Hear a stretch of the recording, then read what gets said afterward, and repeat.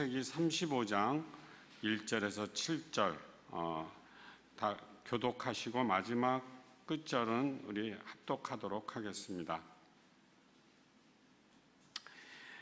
하나님이 야곱에게 이르시되 일어나 베델로 올라가서 거기 거주하며 내가 내 형 에서의 낯을 피하여 도망하던 때에 네게 나타났던 하나님께 거기서 제단을 쌓아라 하신지라. 야곱이 이에 자기 집안 사람과 자기와 함께한 모든 자에게 이르되 너희 중에 있는 이방 신상을 버리고 자신을 정결하게 하고 너희들의 의복을 바꾸어 입으라. 우리가 일어나 베델로 올라가자. 내 환난 날에 내게 응답하시며 내가 가는 길에서 나와 함께 하신 하나님께 내가 거기서 제단을 쌓으려 하노라 하매 그들이 자기 손에 있는 모든 이방 신상들과 자기 귀에 있는 귀고리들을 야곱에게 주는지라. 야곱이 그것들을 세건 근처 상수리나무 아래 묻었고 그들이 떠났으나 하나님이 그 사면 고을들로 크게 두려워하게 하셨으므로 야곱의 아들들을 추격하는 자가 없었더라. 야곱과 그와 함께한 모든 사람이 가나안 땅 루스벳 곧 베델레 함께 있겠습니다. 그가 거기서 제단을 쌓고 그것을 엘베델로 불렀으니 이는 그의 형의 낯을 피할 때에 하나님이 거기서 그에게 나타나셨습니다. 구본우 목사님께서 지난주에는 따뜻한 밥 한 그릇이라는 제목으로 말씀해 주셨습니다. 영혼의 갈급함으로 밤새 달려와 영육적으로 지쳐있는 백성들을 위해 영적인 말씀과 더불어 오병이어를 통해 육적으로 배고픈 백성에게 따뜻한 밥 한 그릇으로 대접했듯이 영육적으로 지쳐있는 한빛 공동체에 따뜻한 말씀으로 위로해 주셨습니다. 오늘은 언약의 여정이라는 제목으로 말씀하실 때 많은 은혜가 있으시길 바랍니다.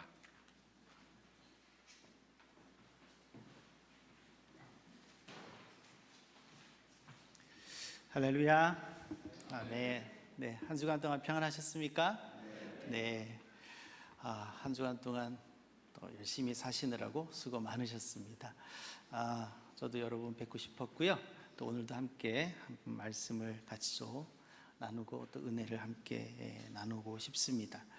한 40년 전이 되겠습니다. 1983년 미국 물리학 저널에 론 화이트헤드라는 과학자가 아주 재미있는 실험 결과를 발표했는데요. 그 내용이 이렇습니다. 여러분 도미노 아시죠? 도미노 조각 하나가 얼마나 더 큰 도미노 조각을 쓰러뜨릴 수 있을까 측정을 해봤더니 딱 자기보다 1.5배 큰 도미노까지는 쓰러뜨릴 수 있다라는 것을 착안을 해서 그러면 조그만 도미노, 그보다 1.5배 큰 도미노, 그 1.5배보다 또 1.5배 큰 도미노 이렇게 세어보면 어떤 일이 일어날까 이제 실험을 이제 해봤습니다. 그래서 5cm짜리 도미노로 실험을 했는데요. 그렇게 하다 보니까 7번째 가면은 도미노 조각이 90cm가 되는 거예요. 그리고 23번째 가면 무려 도미노의 크기가 에펠탑 크기만한 도미노, 그리고 31번째 가면 에베레스트산 높이의 도미노까지도 쓰러뜨릴 수 있다는 거죠. 실험을 할 수 있는 그만한 충분한 공간이 안 돼서 그렇지 실제로 한 10개 정도를 쓰러뜨려 봤더니 그만한 일이 일어나다라는 겁니다. 5cm짜리 도미노가 그런 일들. 그래서 아주 재미있는 실험이었는데 이것을 이제 훗날 사람들이 도미노 효과라고 부르게 되었고요. 이 도미노 효과에 아주 많은 도전과 영감을 사람들이 받았습니다. 사실 우리의 삶은 아주 작은 것 하나 때문에 움직일 수 있는 것이 우리의 삶입니다. 그래서 그 작은 것 하나가 무엇인가가 매우 사실은 중요한 것이죠. 그래서 그 작은 것 하나를 제대로 발견하고 그것을 적재적소에서 적절한 타이밍에 쓰러뜨렸을 때 우리의 삶 속에서 정말 놀랍고 큰 일들이 일어날 수 있다라는 그런 도전을 많은 사람들이 받고 있습니다. 그러면 여러분, 우리 신앙인들에게 이 조그만 5cm짜리 같은 도미노 조각이 여러분 무엇이라고 여러분들 생각하십니까? 여러 가지가 있겠죠. 오늘은 우리의 신앙생활에서 정말 중요한 우리에게 결정적인 역할을 해줄 수 있는 그 도미노 한 조각을 언약이라고 한번 생각해 보면서 이 시간 같이 좀 말씀을 나눠 보겠습니다. 사실 성경은 언약으로 시작해서 언약으로 마무리되는 책입니다. 하나님은 사람을 창조하시고 모든 피조물을 창조하시고 그 모든 피조물을 사람들에게 위탁하셔서 관리하라, 그런 언약을 우리에게 주셨습니다. 예수님은 떠나실 때 우리에게 어떤 언약을 주셨죠? 진실로 내가 속히 올 것이다 라는 언약을 맺어 주셨습니다. 성경을 두 권의 책으로 나눈다면 옛 언약과 새 언약, 즉 구약과 신약이라고 우리가 표현을 합니다. 이렇게 성경에는 수많은 언약들, 하나님께서 우리와 맺어주신 수많은 언약들을 우리가 발견할 수 있습니다. 우리가 믿음의 사람이라고 일컫는 하나님의 사람들은 다 하나님과 언약 관계 안에 머물렀던 사람들입니다. 그렇지 않은 사람은 단 한 사람도 없습니다. 거꾸로 사울이나 삼손처럼 언약 관계에 있다가 그 언약을 망각하거나 훼손했을 때 좋지 않은 삶의 마무리로 가는 사람은 우리가 보았지만, 언약 안에 머물렀던 사람들은 늘 하나님의 복 안에 머물렀던, 그리고 하나님이 성취하게 하시고자 하는 일들을 성취해 나가는 그러한 믿음의 사람들이었습니다. 그래서 그들은 의식적으로 혹은 무의식적으로 언약과 그 언약의 관계를 무엇보다도 가장 중요하게 여겼던 사람들입니다.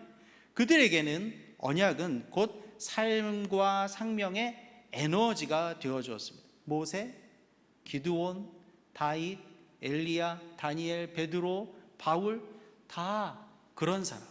아주 수도 없이 우리는 성경에서 그런 언약의 사람들을 만날 수 있습니다. 여러분, 똑같은 약속입니다. 그런데 어떤 것은 계약이라고 하고, 또 우리는 왜 성경에서 하나님과 우리가 맺는 약속을 언약이라고 특별히 구별해서 부를까요? 제가 어제 저녁에 결혼식에 갔다 왔는데, 결혼식의 가장 하이라이트의 시간은 신랑과 신부와 신랑이 서로 혼인 서약을 맺는 것입니다. 근데 요즘 결혼식은 좀 많이 바뀌었더라고요. 옛날엔 다 주례 하시는 분들이 계셨는데 요즘은 다 그냥 셀프로 다 자기들끼리 하더라고요. 그래도 서로 이제 신랑과 신부와 신랑이 혼인 서약을 합니다. 여러분, 그 혼인 서약을 우리가 언약이라고 하지 계약이라고 하는 사람은 없습니다. 혼인할 때 그것을 계약했다라고 하면 좀 너무 이상하지 않습니까? 계약과 언약은 어떤 차이가 있는 것일까요? 계약에는요, 갑과 을이 분명한 것이 계약입니다. 계약서 실제로 이렇게 쓰지 않습니까? 갑, 을. 그리고 그 안에는 명확한 책임 관계가 분명하게 있습니다. 그러면 언약은요, 갑과 갑입니다. 서로 동등하게 맺는 것이죠. 여기에 은혜가 있습니다. 하나님은 분명히 갑이십니다. 우리는요, 을 중에서도 아주 을이죠. 하나님과 비교하면 그 을을 하나님이 갑의 위치로 올려놓으시고 동등하게 약속을 맺으시는, 그게 언약입니다. 그래서 언약은 책임이 아니라 사랑입니다. 하나님이 사랑으로 우리를 불러내셔서 나와 언약을 맺자, 언약 관계로 우리를 부르시는 거죠. 감당할 수 없는 은혜입니다. 여기에 또 한 가지 은혜가 숨겨져 있습니다. 그것은 우리가 예수님을 그리스도로 믿고 고백하는 순간 그러한 모든 사람들은 하나님과 언약 관계 안에 들어간다는, 단 한 사람도 빠짐없이 예수를 그리스도로 고백하는 그 모든 이들에게는 하나님이 언약을 맺어주십니다. 그 언약의 내용과 모양, 방법은 다 달라도 모든 이들과 하나님은 언약을 맺어주십니다. 모든 교회와 모든 공동체와 모든 민족과 하나님은 언약을 맺어주십니다. 그것이 개인에게는 비전이 되고 사명이 되고 소명이 될 수도 있는 것이죠. 그 언약으로 하나님은 우리를 이끌어 주십니다. 그래서 우리가 하나님과 언약을 맺었다는 그 사실이 우리의 삶에 굉장히 큰 변화를 가져다 준다는 것을 우리가 기억해야 합니다. 첫 번째 무엇이 있을까요? 우리의 신분과 정체성이 완전히 변화되었습니다. 우리는 더 이상 종이 아닙니다. 하나님과 언약을 맺는 순간 더 이상 종이 아니라 하나님의 자녀가 되었습니다. 우리는 그리스도의 친구가 되었습니다. 우리는 주님의 동역자가 되었습니다. 이것이 무엇이 이것을 가능하게 한다고요? 언약이 이것을 가능하게 하는. 두 번째, 언약은 우리로 하여금 소망을 전해줍니다. 히브리서 11장 1절은 이렇게 우리에게 말하고 있죠. 믿음은 바라는 것들의 실상이요 보이지 않는 것들의 증거니라고 했습니다. 소망은 보이지 않는 것들을 볼 수 있게 해주는 그런 망원경과 같습니다.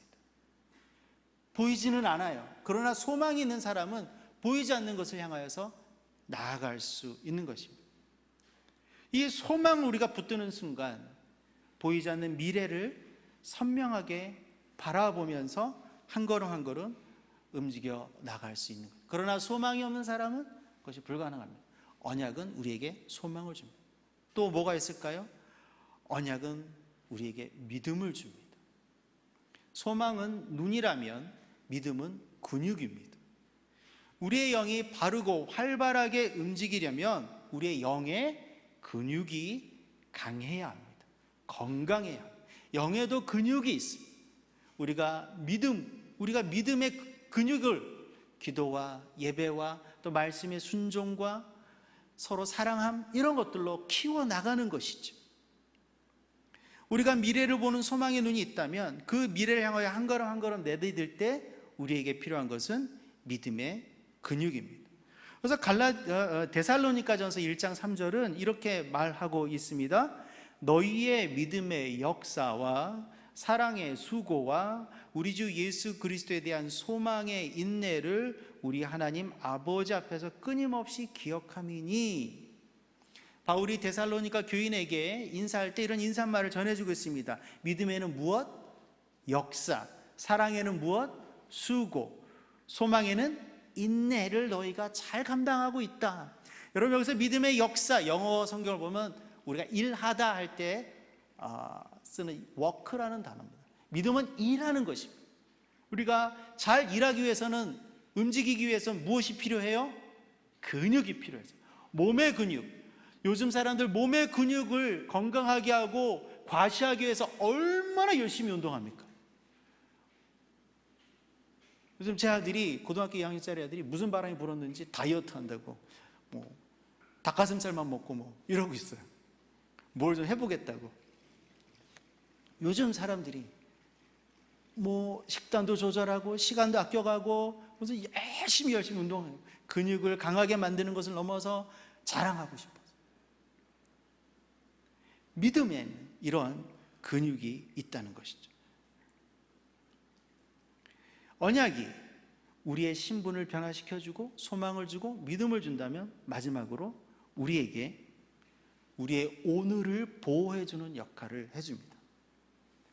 오늘 아침에 제가 일어났는데 몸이 너무 안 좋아요. 이거는 딱 보니까 몸살 감기 기운이에요. 만약에 그러면 제가 오늘이 주일이 아니라면 오늘은 그냥 병원에 갔다 와서 집에서 좀 편하게 쉬어야 되겠다 이렇게 생각하겠죠. 그런데 오늘 제가 11시에 하나님 말씀을 전해야 되잖아요. 그럼 제가 어떻게 해야 될까요? 그냥 널브러져야 될까요? 아니죠. 정신을 차리고 몸살 감기가 오는 것을 막아섭니다. 나는 버텨야 돼. 나는 건강해야 돼. 그러면서 운동도 좀 하고 먹고 자꾸 몸을 만들고 어찌하든 이곳에서 건강하게 말씀을 전하려고 노력을 하겠죠. 약속의 힘은 이런 것입니다. 약속은 우리를 지켜줍니다. 언약은 우리를 지켜주는, 하나님이 우리와 맺어주신 언약은 우리를 지켜주시는, 우리의 오늘의 삶을, 우리의 지금을 지켜주는 울타리가 되어진다는 것이죠. 다시 한번 말씀드리지만 모든 사람과 한 사람과도 빠짐없이 하나님이 언약을 맺어주셨다는 사실을 여러분 분명히 기억하십시오. 여기에 있는 우리 모두, 우리의 가족들 다 하나님과 언약을 맺은 사람, 아니 정확하게 말씀드리면 하나님이 우리와 다 언약을 맺어 주셨습니다. 그렇기 때문에 우리는 그 언약을 붙들어야 하는 것이죠. 그 언약을 기억해야 하는 것이죠. 마치 5cm짜리 그 도미노 조각 하나가 큰 도미노 조각들을 넘어뜨리며 엄청난 일을 만들어내는 것처럼 우리가 하나님이 우리와 맺어주신 그 언약, 남들이 보기에는 아무것도 아닌 것 같고 보잘것없는 것 같다 할지라도 우리가 그 언약 분명히 기억하고 붙잡고 있으면 우리의 삶과 우리의 가정과 우리의 공동체와 이 나라 안에, 이 한국교회 안에 우리가 상상도 못한, 측량도 할 수 없는 놀라운 일들이 분명히 일어날 것입니다. 여러분 믿으십니까? 아멘. 그러면 이 언약을 붙들었던 한 사람의 이야기를 오늘 좀 성경에 들어가서 조금 더 보도록 하겠습니다. 야곱입니다. 야곱은 어머니를 통해서 자기 형 에서에게 아버지가 장자권의 축복을 주려 한다는 사실을 알았어요. 그래서 어떻게 했습니까? 어머니와 몰래 짜서 아버지와 형 에서를 속이고 그 장자권의 축복을 받아냈습니다. 어떻게 보면 도둑질한 거나 다름없는 거죠. 당연히 받을 것이라고 생각했던 형의 입장에서는 말이 안 되는, 그래서 얼마나 경노했는지 모릅니다. 얼마나 경노했는지 동생을 죽이려고까지 하였습니다. 야곱이 더 이상 집에 머무를 수가 없게 되었죠. 그래서 거의 야반도주하듯이 이제 도망합니다. 어디로요? 어머니가 가르쳐줬어요. 외삼촌 라반의 집으로 가라. 밧단-아람 외삼촌 라반의 집으로 가라. 그런데 문제는 뭔지 아세요? 멀다는 거예요. 제가 거리를 한번 봤더니 800km 정도 돼요. 서울과 부산을 왕복하는 거리입니다. 그거를 걸어서 가는 거예요. 창세기 25장에 보면 에서는 들사람 같았다. 그런데 야곱은 조용한 사람이었다라고 분명하게 이야기하고 있습니다. 야곱은 집 밖에 나가는 것을 별로 좋아하지 않은 그런 사람이었던 것 같아요. 그래서 아버지 이삭은 에서를 좋아했고 에서가 사냥해 와서 이렇게 만들어낸 음식을 좋아했다고 했죠. 어머니 리브가는 야곱을 좋아할 수밖에 없었던 거예요. 참 연약한 사람이었습니다. 그런데 본인의 의지와 상관없이 이제 야반도주를 해서 800km의 광야길을 홀로 걸어가야 하는 거죠. 얼마나 힘들었겠습니까? 힘든 정도가 아니라 얼마나 막연하고 나아가서 무서웠겠습니까? 밤이 되었습니다. 사방이 깜깜해지고 여기저기서 짐승이 울어대는 울음소리가 들립니다. 아마 공포 그 자체였겠죠. 지칠 대로 지쳤고 무서울 대로 무서운 그 몸과 마음을 겨우 부둥켜 안고 이제 잠을 청합니다. 따뜻한 잠자리도 없습니다. 이불도 없습니다. 옆에 굴러다니는 돌 하나 머리에 베고, 여러분 돌을 머리에 베고 잤다는 게 그 사실이 얼마나 측은한지 우리가 참 생각해 볼 수 있지 않겠습니까? 그냥 돌 하나 베고 잠이 들었는지 안 들었는지 그러다가 꿈을 꿨네요.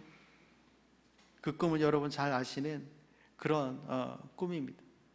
하늘이 열리고 땅으로 사다리가 내려오는데 거기서 천사들이 왔다 갔다 왔다 갔다. 그 꿈을 꾸는 순간 야곱이 벌떡 깼어요. 왜? 하나님이 여기에 계시는구나.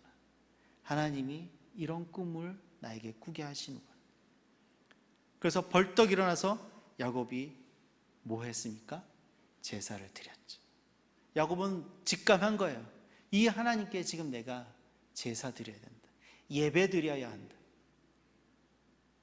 어쩌면 그것은 야곱이 스스로 자발적으로 자신의 신앙에 의해서 드렸던 첫 제사였을지도 모릅니다.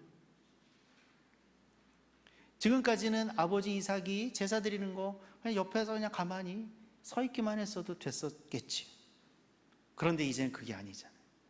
그래서 그 다급한 마음으로, 갈급한 마음으로 베고 자던 그 돌을 제단 삼아서, 제물 삼아서 하나님께 예배를 드리고 기도를 올려 드리는 것. 창세기 28장 20절 22절이 그것을 잘 이야기하고 있습니다. 제가 한번 읽어보겠습니다. 야곱이 서원하여 이르되 하나님이 나와 함께 계셔서 내가 가는 이 길에서 나를 지키시고 먹을 떡과 입을 옷을 주시어 내가 평안히 아버지 집으로 돌아가게 하시오면 여호와께서 나의 하나님이 되실 것이요 내가 기둥으로 세운 이 돌이 하나님의 집이 될 것이요 하나님께서 내게 주신 모든 것에서 10분의 1을 내가 반드시 하나님께 드리겠나이다 하였더라. 아멘. 세 가지를 하나님께 서원하며 약속해요. 첫 번째, 하나님은 나의 하나님이십니다. 두 번째, 이곳이 하나님의 집이 될 것입니다. 세 번째, 나의 소득의 모든 것을 10분의 1을 하나님께 꼭 드리겠습니다. 그렇게 야곱이 전심으로 하나님께 기도합니다. 야곱의 입술에서 나오는 기도지만 사실은 하나님께서 야곱의 입술을 통해서 야곱과 맺어주시는 언약입니다. 어떤 언약? 내가 너를 고향으로 무사히 돌아오게 할 것이고 그때까지 내가 너와 함께 할 것이다 라는 언약인 것입니다. 그날 밤 이후에 야곱은 달라졌습니다. 강건해졌습니다. 왜요? 언약에 대한 확신이 있기 때문에. 그리고 그 이후에 20년의 타지 생활을 버텨낼 수 있었습니다. 그런데 사람은 변하기 마련입니다. 이제 제법 살만해지니까 가족도 많아지고 재산도 많아져서 오히려 외삼촌 라반보다도 더 많은 재산을 누리게 되니까 야곱이 점점 생각이 변하는 거예요. 그 베델에서의 기억은 잊어가고 새로운 마음들, 새로운 욕심들이 야곱에게 계속 밀려오는 것입니다. 창세기 30장에 보면은 야곱이 외삼촌 라반에게 이렇게 하소연합니다. 나는 언제나 내 집을 세우겠습니까? 나는 언제나 내 집을 세우겠습니까? 모든 사람들이 갖는 소망이죠. 남자라면 갖는 소망입니다. 당연히 해야 되는 것입니다. 그러나 지금 야곱은 무엇이 문제예요? 하나님이 자기를 인도하고 계시다는 사실을 잊어버리고 삶의 주권이 하나님께로부터 왔다는 사실을 이제 잊어버리고 그 주권을 누가 갖고 싶어 하는 겁니까? 본인이 갖고 싶어 하고 그것을 많은 사람들 앞에서 과시하고 싶은 거예요. 누리고 싶은 거예요. 그래서 이제 외삼촌 밑에서 만족이 되지 않는 겁니다. 나는 언제나 내 집을 세우리.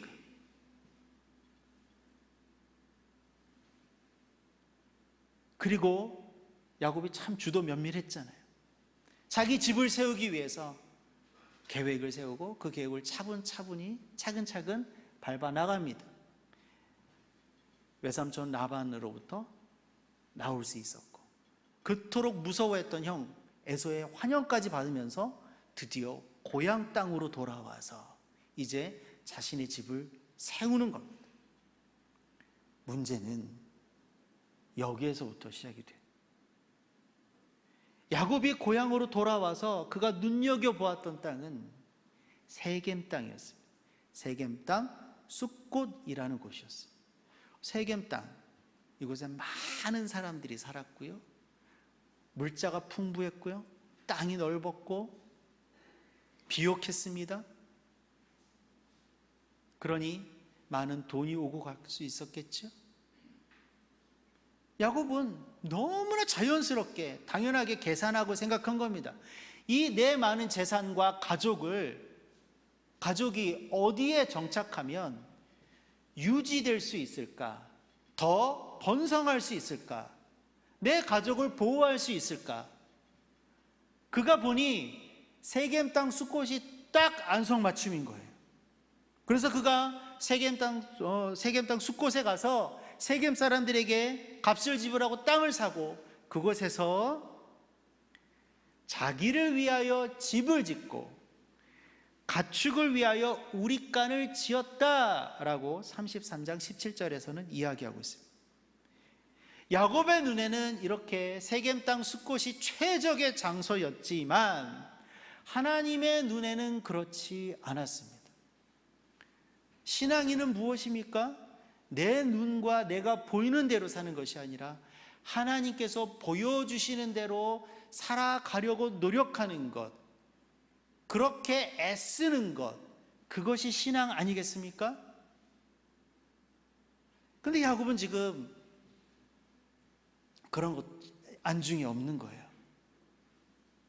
철저하고 치밀한 계산과 계획 속에 세겜 땅 숫곳으로 갑니다. 그때까지는 모든 것이 너무나 잘 됐죠. 그런데 여러분 잘 아시잖아요. 그곳에서 무슨 일이 일어났는지. 야곱의 외동딸 디나가 그 동네를 구경하고 싶어서 몸종들하고 동네 구경을 나간 거예요. 지금으로 말하면 저 시골에서 저기 강남으로 누가 이사를 왔어요. 시골 유지가. 막 눈이 휘둥그리시잖아요. 그 집에 그 딸이 또 이 젊은 딸이 얼마나 그런 것들이 구경하고 싶겠어요. 그래서 구경 나간 겁니다. 구경 나가서 어떻게 됐습니까? 세겜의 주장 하몰의 아들 세겜에게 강간을 당해요. 치욕을 당합니다.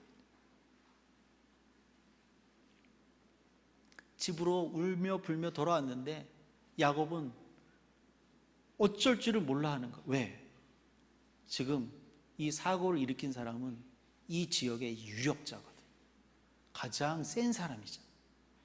이러지도 저러지도 못하고 있는데 오빠들이 나서서 뭐 이런저런 일을 통해서 이 세겜 사람들을 칼로 쳐 죽이는 보복의 일들을 하죠. 그러니까 야곱은 더 걱정이 되는 겁니다.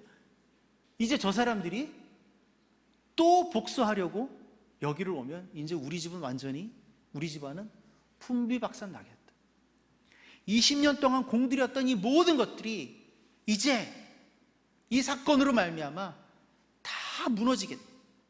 야곱이 그렇게 안절부절 못하고 힘들어 하는 것이 오늘 우리가 읽은 35장 바로 앞에 34장 뒷부분의 이야기입니다. 이때 침묵하고 계시던 하나님께서 야곱에게 다시 나타나십니다. 그리고 야곱에게 말씀하시죠. 진퇴양난에 빠져있는 야곱, 그 야곱에게 하나님이 먼저 말씀을 건네십니다. 너무나 복잡한 상황이잖아요. 너무나 이걸 해결이 안 되는, 인간으로서 사람으로서 안 되는 상황. 그런데 하나님은 복잡하지 않으세요. 여러분, 우리는 복잡해도요, 하나님은 복잡하지 않습니다. 우리가 복잡해서 하나님의 뜻을 듣지 못하고 읽지 못하는 경우가 있지, 하나님은 명쾌하시고 정확하십니다. 그 하나님 야곱에게 아주 단순하게 딱 하나만 말씀하십니다. 35장 1절 말씀, 우리 이 말씀을 한번 같이 읽어볼까요? 같이 읽겠습니다.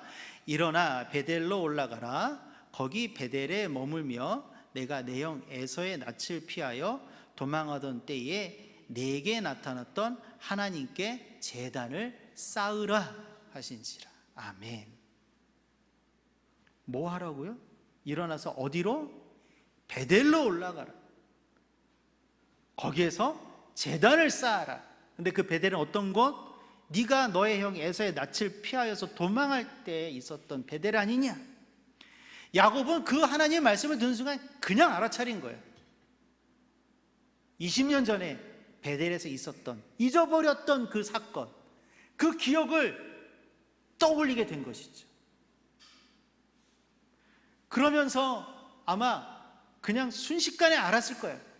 그래, 왜 이런 일이 일어났고 무엇이 잘못되었고, 그래서 이 잘못된 상황을 해결하기 위해서는 무엇을 해야 한다는 것, 야곱은 알았습니다. 깨달았습니다. 그래서 야곱이 가족들을 불러 모아요. 하나님이 야곱에게 말씀하신 것처럼 가족들에게도 야곱이 딱 하나만 이야기합니다. 35장 3절 말씀. 우리가 일어나 베델로 올라가자. 우리가 일어나 베델로 올라가자. 내 환난 날에 내게 응답하시며 내가 가는 길에서 나와 함께 하신 하나님께 내가 거기서 제단을 쌓으려 하노라. 아멘. 하나님은 분명하게 말씀하셨고 야곱도 분명하게 깨달았습니다. 지금 필요한 것은 딱 하나입니다. 뭐죠? 베델로 가는 것이. 베델로 가서 거기에서 단을 쌓는 것. 그 하나만 지금 필요한 것입니다. 야곱에게 베델로 돌아간다는 것은 무엇을 의미하는 것일까요? 그것은 야곱이 잊어버리고 망각한 하나님과 맺었던 언약을 다시 기억해내야 하는 것을 의미하는 것입니다. 언약은 너무나도 귀하고 소중한 것이죠. 아까 말씀드렸잖아요.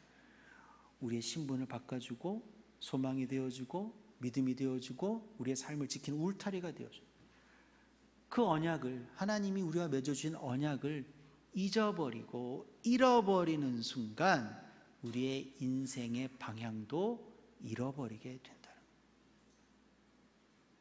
이것은 믿는 사람들의 숙명과도 같은 것입니다.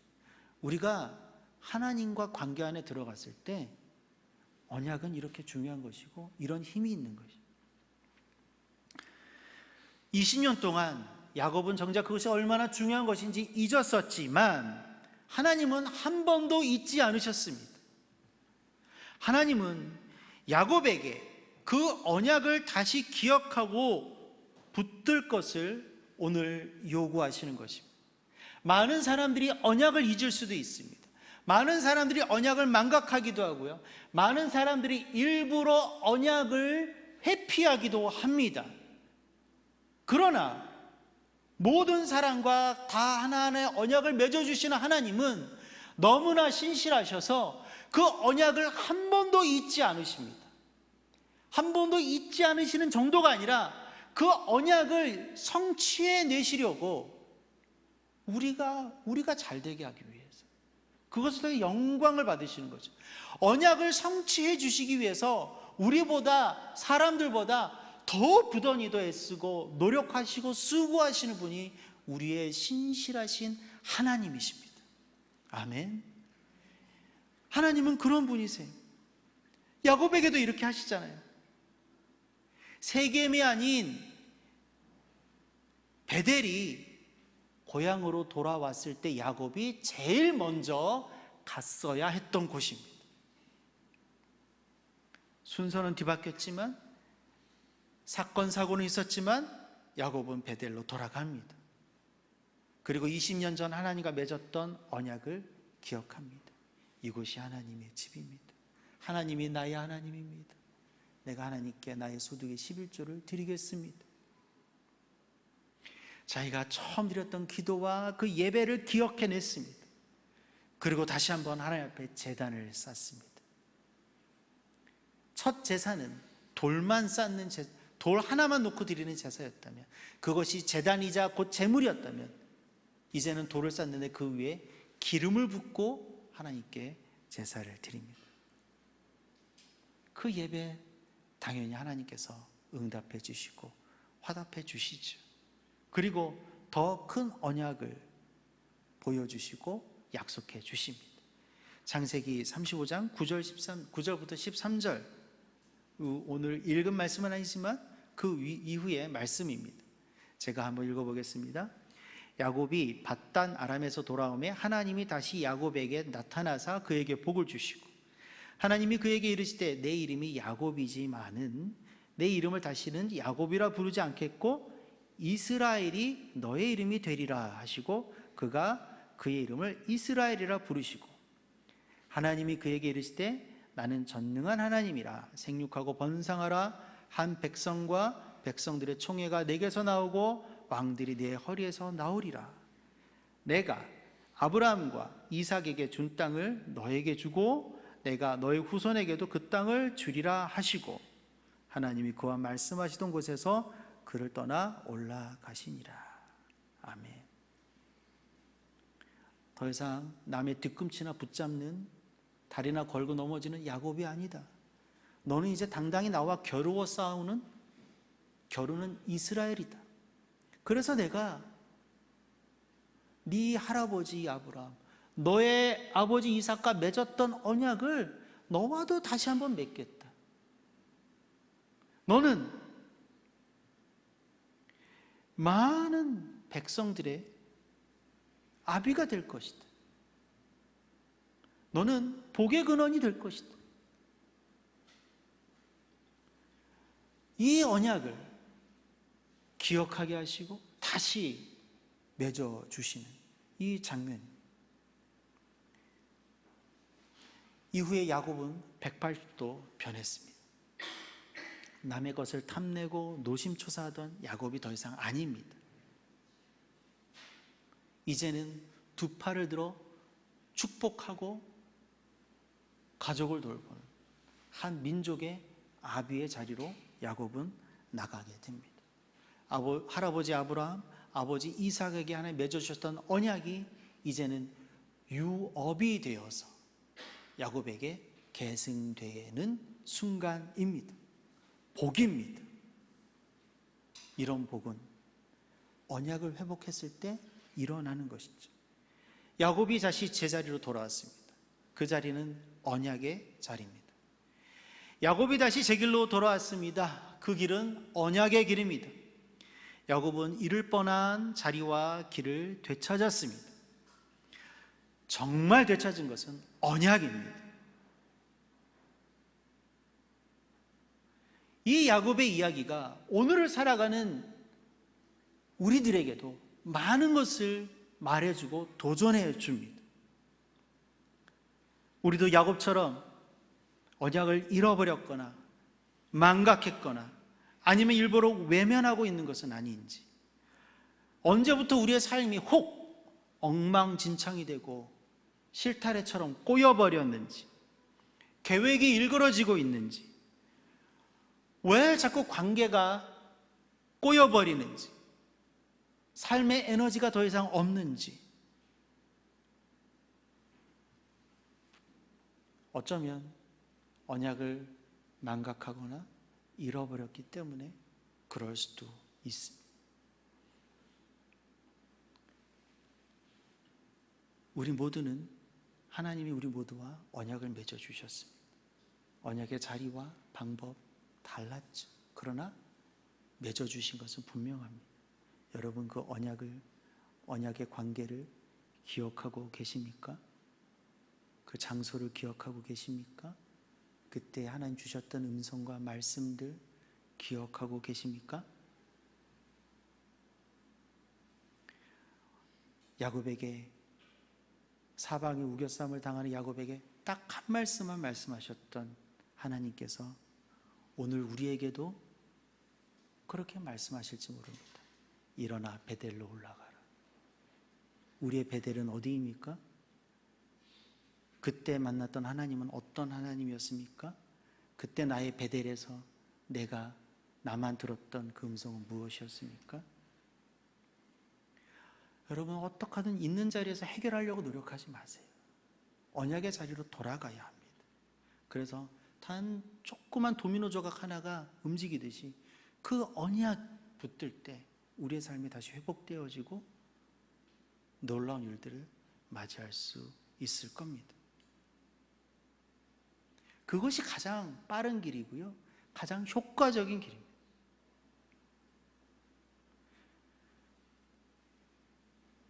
주님이 저를 주의 종으로 부르셨잖아요.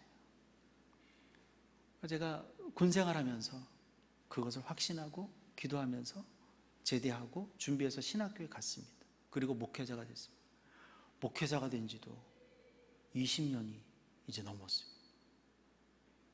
근데 그때 저에게 두 가지를 말씀해 주셨어요. 하나는 너는 다음 세대를 섬기고 세워나가야 한다. 두 번째, 너는 통일을 위해서 작은 힘이라도 보태는 목회자가 돼야 한다. 그래서 저는 사실 청년부 목회만 했었어요. 부목사 때. 그런 자리로만 찾아다녔습니다. 근데 제 친구들은 왜 이렇게 힘든 데로만 다녀? 청년부 목회 힘들거든요. 그냥 성인 목회해. 그래야지 나중에 잘 돼. 이런 얘기 많이 해줬어요. 근데 나는 주님이 이렇게 말씀하셨기 때문에 그 자리, 그리고 청년들을 만나고 다음 세대들 만나는 것, 저는 너무나 감사하고 기뻤고 즐거웠습니다. 그리고 미력이 남아 정말 남과 북이 주님 안에서 하나 되어서 새 민족이 되고 새 나라를 이루고, 그래서 열방을 치유하고 하나님의 그 사랑이 땅끝까지 증거되어지는 놀라운 나라와 교회가 되는 것을 꿈꾸면서 미력이 남아 함께 이렇게 살아왔습니다. 이것이 지난 20년 저를 버티게 해준 힘입니다. 뭐 대단한 것은 아니지만 저도 이런저런 일 겪어봤고 힘든 일도 겪어봤습니다. 쓰러지기도 하고, 그때마다 나를 이렇게 세운 것은 저도 잊고 있는 거. 근데 오늘 기도하는데 너 정신 차려라. 내가 너 왜 불렀니? 네가 어떤 사람이냐? 네가 어떤 목회자가 돼? 정신이 번쩍 들고 다시 붙들면 회복돼요. 그런 경험들을 조금씩 싸우면서 오늘까지 왔습니다. 저는 너무나 감사해요. 참 부족한 사람이지만 저에게 그런 언약을 주신 하나님도 감사하고, 그렇게 나를 이끌어 주신 하나님도 감사하고, 앞으로 그렇게 살아가게 하실 하나님께 감사하고 기대가 됩니다. 우리는 언약의 여정을 걸어가는 사람들입니다. 그 여정은 멈출 수가 없고 쉴 수가 없습니다. 이 세상은 우리가 절대로 정착할 집이 아닙니다. 우리는 이 세상에서 나그네일 뿐이에요. 이 세상에서 정착하고자 하는 사람은 하늘의 집을 잃고 말 것입니다. 이 세상의 집이 아무리 화려하고 궁궐 같다 할지라도 몇십 년 머물겠습니까? 그러나 우리가 머물 하늘의 집은 영원히 머물 집이에요. 우리는 나그네입니다. 이 세상에서는 나그네예요. 그러나 여러분, 우리는 대책 없는 나그네는 아닙니다.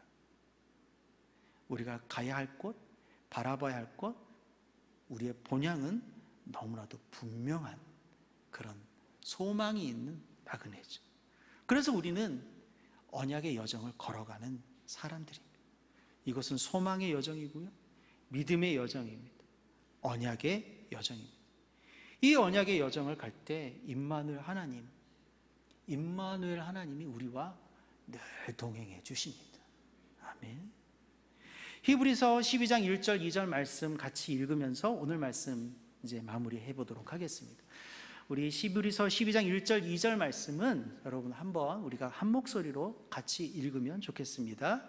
같이 읽겠습니다. 이러므로 우리에게 구름같이 둘러싼 허다한 증인들이 있으니 모든 무거운 것과 얽매이기 쉬운 죄를 벗어버리고 인내로써 우리 앞에 당한 경주를 하며 믿음의 주여 또 온전하게 하시는 이인 예수를 바라보자. 그는 그 앞에 있는 기쁨을 위하여 십자가를 참으사 부끄러움을 개의치 아니하시더니 하나님 보좌 우편에 앉으셨느니라. 아멘. 히브리서 12장 1절 2절 말씀, 우리가 잘 아시다시피 히브리서 11장을 믿음의 장이라고 합니다. 우리가 아까 히브리서 11장 1절 같이 읽었잖아요. 그러면서 어떤 내용들이 나옵니까? 수많은 믿음의 선진들의 이야기가 나옵니다. 그 선진들의 이야기가 끝나고 이러므로 우리에게 구름같이 둘러싼 허다한 증인들이 있으니, 이 증인들이 바로 그 믿음의 사람들이라는 의미입니다. 여러분, 월드컵 결승전 할 때 수만 명의 그 관중들이 그 경기장에 모여서 이 운동선수들을 그 응원하면서 환호하면서 막 그런 장면을 상상하시면 돼요. 우리가 믿음의 경주를 하는 겁니다. 이 세상에서 나그네의 삶이지만 믿음의 경주를 가는 거예요. 믿음의 여정을, 언약의 여정을 가는 거예요. 그러나 고독하지 않은 것은 하늘에서 구름같이 둘러싼 허다한 증인들이 우리를 바라보면서 이 사람들은 우리보다 먼저 믿음의 여정들을 갔던 분들이잖아요. 해봤잖아요. 응원하는 겁니다. 잘해라, 잘해라. 믿음의 여정 잘 걸어라. 기도해주며 응원하는 거예요. 그러니 모든 무거운 것과 얽매우기 쉬운 죄를 벗어버리고 인내로서 우리 앞에 당한 경주를 감당합시다. 이게 믿음인 거죠. 그런데 여기에 더 중요한 말씀이 있습니다. 믿음의 주여 온전케 하시는 이인 예수를 바라보자. 왜요? 그는 그 앞에 있는 기쁨을 위하여 십자가를 참으사 언약의 여정 중에서도 가장 위대한 여정, 가장 힘들었던 여정, 그것을 앞에 있는 기쁨을 위해 참으셨어요. 우리 주님께서. 아멘. 그래서 주님 그것 때문에 부끄러움 개의치 않으셨으니 우리가 힘들 때마다 주님 보고 언약의 경주를 계속해서 합시다 라고 우리에게 권면하는 것입니다. 저는 개인적으로 어찌 보면 히브리서 12장 이 말씀을 하기 위해서 히브리서 11장 이야기를 한 것 같아요.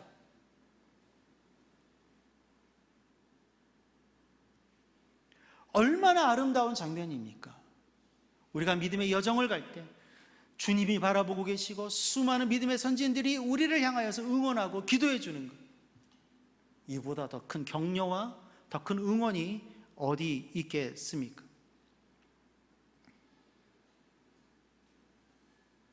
이제 우리는 단 하나만 선택하면 됩니다. 믿음의 주여 온전케 하신 예수 그리스도를 바라보면서 우리에게 허락하신 그 언약의 여정의 앞길을 한 걸음 한 걸음, 빠르지 않아도 괜찮아요. 그러나 한 걸음 한 걸음, 가끔은 쉬어도 괜찮아요. 그러나 옆길로 새지 말고 한 걸음 한 걸음, 또 공동체가 있고 가족이 있다면 함께 한 걸음 한 걸음 걸어갈 수 있는 우리 믿음의 사람들, 언약의 사람들이 되시기를 주님의 이름으로 축복합니다. 아멘. 기도하겠습니다. 주님 감사합니다. 저희를 버려두지 않으시고 저희를 외면하지 않으시고 오히려 우리가 연약했을 때 주님께서 우리와 맺어주셨던 언약들을 기억하게 하시고 다시 붙들게 하여 주시니 감사합니다. 주님, 우리가 힘이 있거나 힘이 없거나 늘 주님 바라보고 주님 우리와 맺어주셨던 언약을 기억하며 그것을 통하여서 영광을 받으시는 하나님 기쁘게 해드리기 위하여서 또 우리도 그것을 성취해 나가기 위해서 주님과 함께 힘써 한 걸음 한 걸음 걸어 나갈 수 있는 저희들 되게 하여 주시옵소서. 임마누엘의 하나님을 약속하여 주시니 감사합니다. 주님, 우리의 가정과 우리의 공동체와 특별히 한국교회 위에도 이 나라 가운데도 동일한 은혜를 허락하여 주시옵소서. 모든 것 감사드리며 살아계신 나사렛 예수 그리스도 이름으로 기도하옵나이다. 아멘.